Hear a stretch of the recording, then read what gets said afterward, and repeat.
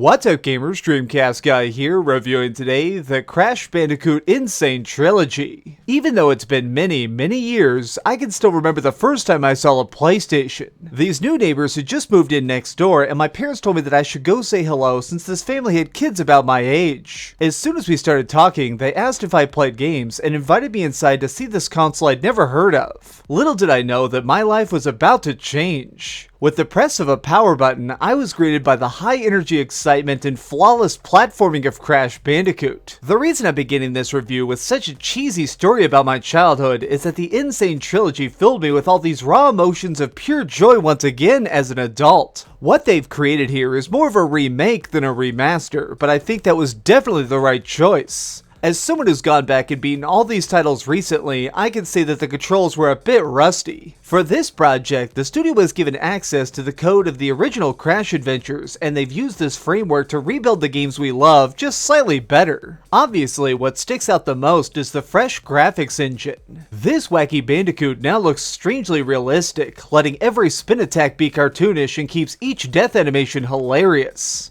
It's also hard not to stop and be amazed by all the cool added details in the levels. Running through a jungle and smashing boxes is still as fun as it always was, and yet it feels very modernized in its overall style and presentation in a way I wasn't expecting. Like right here, see under the jet ski? There's now seaweed and stuff visible beneath the waves. Small touches like that are interesting and they make this colorful land appear more lived in. These changes to the game are more than just skin deep though. There are subtle tweaks to improve the flow of certain bosses, for example, giving some more health if they died too fast, and all the games were given the same controls this time.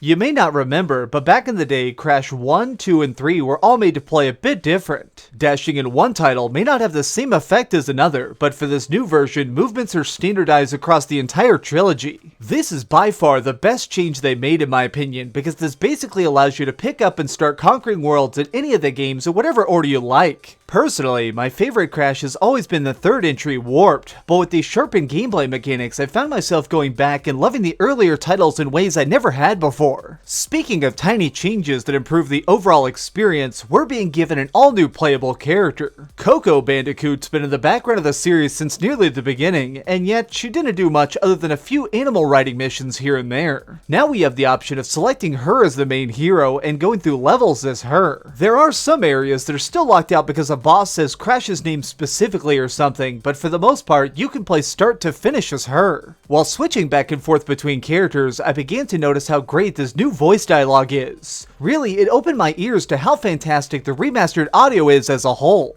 I really love that all the songs have been redone to be more rich and deluxe. I'm someone who doesn't know anything about music, but even I was sitting in the corner of the map a couple times and just jamming out on these tunes. As a super fan of the series growing up, perhaps what I enjoyed most, and you might laugh at me for this, is the fact that we finally have auto-saving. Words cannot describe how much I used to get annoyed at walking to the computer to save every time I wanted to take a break. This also helps game overs not seem quite so tragic, since you know that the furthest you'll ever be set back is a single level. Overall, I have to say that this Crash collection is nothing short of a masterpiece. If I had one complaint, it's just that the load times are really long. Like, seriously, bizarrely long for such small sections. It can take 45 seconds just for the opening menu to pop up, and I don't understand why. This might not sound like a huge issue, but when I was dying a lot against a particular boss, I got really tired of watching a black screen. Okay, so we've heard some good and some bad, but let's go over to the ratings board and put a big number on it. I am giving the Crash Bandicoot N Sane Trilogy a 9.5 out of 10.